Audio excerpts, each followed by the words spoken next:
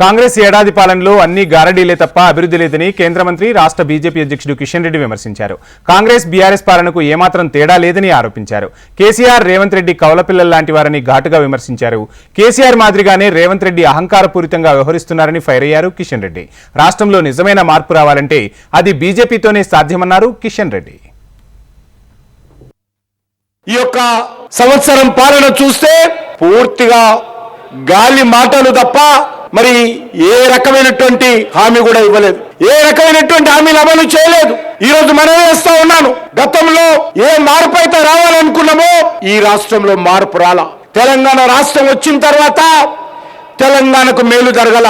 TRS party హయాంలో తెలంగాణ ప్రజలు ఏ ఆకాంక్షల కోసమైతే, ఏ లక్ష్యాల కోసమైతే బలిదానాలు వేసి తెలంగాణ తెచ్చుకున్నారో ఆ లక్ష్యాలు సాధింపబడలేదు. కాంగ్రెస్ పార్టీ వచ్చిన తర్వాత కూడా టిఆర్ఎస్ పరిపాలనకు కాంగ్రెస్ పార్టీ పరిపాలనకు ఏమాత్రం తేడా లేదు. దొందే రెండు ఒకటే, ఒకే తాళ్ళు ముక్కలే, ఒకే డీఎన్ఏ.